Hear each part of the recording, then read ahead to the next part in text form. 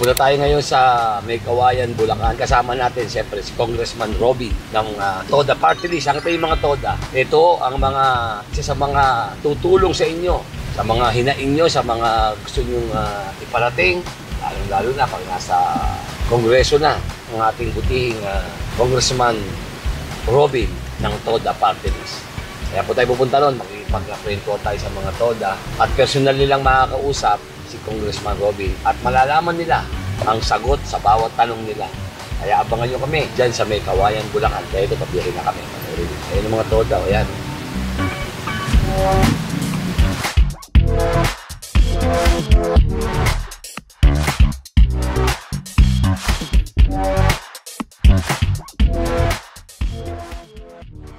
Magandang araw sa inyo. Nakita naman yung ganda ng pagkakaupo ko rito. Nasa si Master Long Mea ngayon. Nandito tayo ngayon sa Northville, dito sa May Kawayan, Bulacan. Alam mo naman pagka Bulacan pag-uusapan, nakakalat lang ang mukha ko dyan. Narito tayo, kasama natin ang congressman natin, Congressman Robby, para malaman natin ang mga katanungan ng mga taga Northville, May Kawayan. Alam mo naman ang ating congressman Lahat ng tanong, kaya sagutin yan. Kaya ito, tingnan natin ang tanong na personal. Usapang magkakabarangay. Oy, mga palakpakan muna tayo. Oy, mga taga Northville, kamusta na kayo? Kamusta na po kayo? Kamusta na kayo? Ay, naman. Oy, mukhang masasaya kayo rito At siyempre, andito kasama natin ang Pangulong Melba Blesa. Ayan po, at siyempre, palakpakan din naman natin. Malapit na pumunta at magkakaroon ng boses kayo. Pagdating sa Kongreso, andyan na, Congressman Robby ng TODA! Kamusta dyan? Mati ka muna, Congressman. Binabati natin yung mga nanonood sa atin. Dinalaw talaga natin tong Northville 3 sa May Kawayan, Bulacan para maalam yung mga problema nila at maghanap tayo ng mga posibleng solusyon sa mga problema ng bayan. Okay. O siyempre, ang nakakaalam nito, siyempre, ina ng Northville. Siyempre, yan ang tulay para makarating yung kanilang mga tanong at mga dapat gawin ng ating TODA action. At hindi lang yan yung pabahay ng NSA, hindi lang yung ang tutulungan natin, pati yung TODA ang number 1 natin yan. Yes, gusto natin matulungan yung mga pabahay natin at marami rin kasi sa mga TODA member natin, yung mga tricycle, naninirahan dito sa mga resettlement site.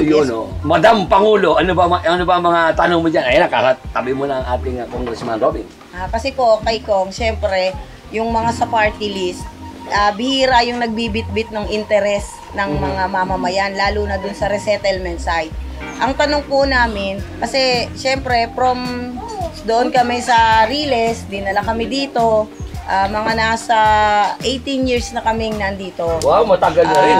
18 years. Dahil, siyempre, kahit pa paano naman, si NHA ay naging mabait naman sa amin. Dahil sa sobrang bait, lumobo na yung utang namin. Kaya po, siyempre kami naman po ngayon, si NHA ay nagpupursige na paano ba makakasingil naman. Siyempre, pinautang kami para kami ay malipat dito, ay ma-relocate. Ngayon, sa paglobo noon, nag-i-issue na si NHA ng mga padlocking, ng mga demand letter, at saka siyempre, kailangan gumalaw yung account namin. Kong, ayan na. matutulungan mo ba kami na, kasi po ang problema namin, hulog kami ng hulog. Kinakain lang ng interest yung aming hinuhulog. So, hindi gumagalaw yung account namin. Yung principal, so, hindi kaya gumagalaw. sa tagal din, baon na kami sa utang. So, alam nyo, ang party list system ay ginawa para maging diretsang representative ng mga ordinaryong mamamayan. Diba? Yung mga mahihirap natin kababayan, diba? Alam natin yung hirap ng buhay mula sa Riles, inilipat kayo dito, medyo mas malayo. Pag mas malayo sa hanap buhay, di ba? Kaya ang advokasya ng TODA Action ay magsabatas tayo sa Kongreso ng isang batas na tatanggalin yung interest at penalties ng mga utang ninyo. Bakit kinakailangan? Kasi nga kailangan ng tulong ng gobyerno, no? Willing naman kayo magbayad Pero siyempre, meron tayong mga prioridad sa buhay. Ano ba yung mga prioridad nyo? Siyempre, pagkain muna sa bahay. Pangalawa, yung baon sa eskwela ng mga anak ninyo. Pangatlo, yung bayad sa kuryente, tubig. Pambili ng maintenance medicine ng mga senior natin at mga bata pag nagkakasakit. So yun yung gusto mo nang tutukan ng TODA Action. At alam naman natin, nandun yung pagdanais yun na mabayaran yung utang sa amortisasyon. Pero malaking bagay at kaluwagan para sa atin na mawala yung interest at penalties, di ba? Dahil sabi nyo nga kanina, doon lang napupunta yung binabayad nyo sa interest at penalties eh. Hindi na babawasan yung principal. So yun yung gagawin natin. Magsasabatas tayo ng isang condonation program para sa lahat ng pabahay ng gobyerno. Hindi lang yung mga beneficiary ng NHA kasi may mga iba pa pong pabahay ang gobyerno. So isasakop natin yon para siguraduhin na mabigyang kaluwagan ang mga mahihirap na Pilipino at yun ang pinakatunay na gawain ng isang party list system. Ayan, okay, nasagot na. Siguro naman maliwanag na yung sagot ng ating minamahal na Congressman Robby. Ngayon, baka meron pa kayong daragdag na tanong. Hanggat nandiyan natin, okay, masabagay. Maupo man niya pagdating sa Kongreso. Lagi nandito pa rin niya, mapasyal yan. Kapit-bahay namin. Importante, tatambay dito at makikinig dito. At kasama ako dito pag tatambay tayo. Siyempre, Master Lo, makikitambay tayo dito.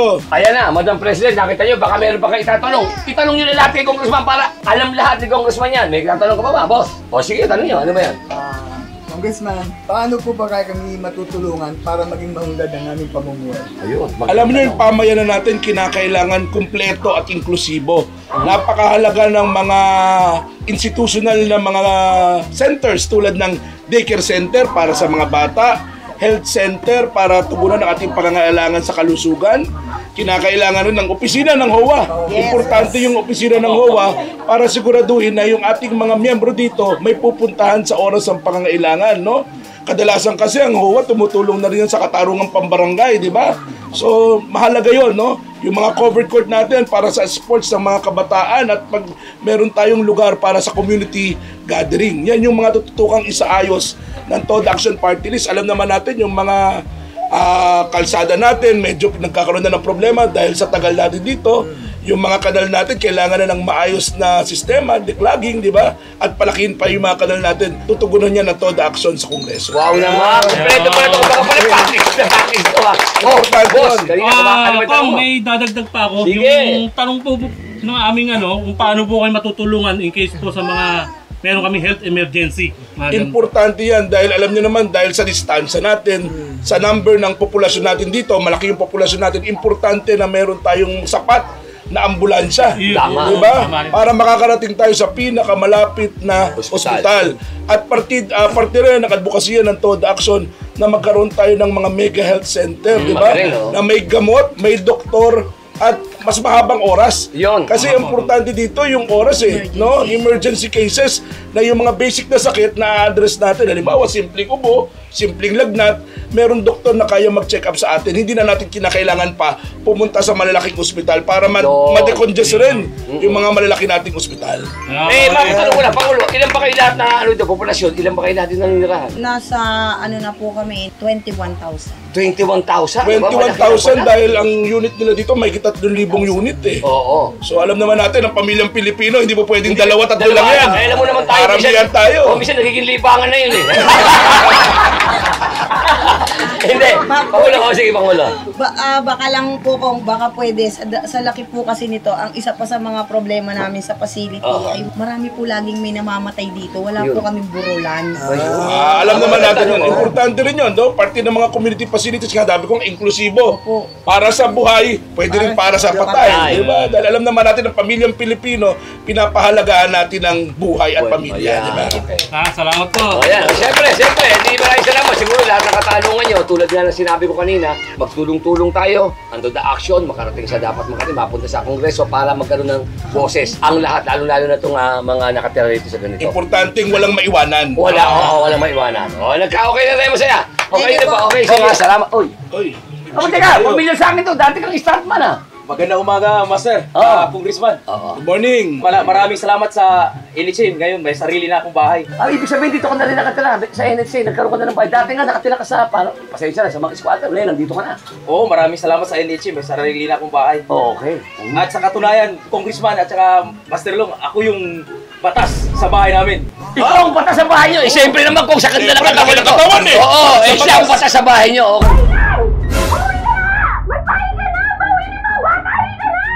Sandali, bisis mo yun tumatawag ah. Sandali, kala ko ikaw batas sa bahay. Congressman, Master Long. Oo, ako ang batas sa bahay namin, pero yung misis ko at nakapagpatupad. Ay, hindi mo lagi natin. Ikaw ang batas ng tahanan, pero ang takapagpatupad ng batas yung bihis mo. Ay mo naman! Uwi ka na! Congressman, basta rin. Sige na. Uwi na ako, magsasayang pa ako. Sige na! Sige na! Ay nako, maraming salamat sa inyo, maraming salamat sa inyo. Yung palang bata, yung Starman, siya ang batas. Pero ang tagapagpatupad ng batas, yung misis niya. Ay nako, sige po, maraming salamat sa inyo. Ay nako, siyempre, huwag niyong kakalimutan, 108 sa balota ang pag-arangkada ng Toda Action! Aksyon ang party list mo. Toda aksyon 108 iboto. Toda aksyon ang party list mo. Toda aksyon. Hatid ay pa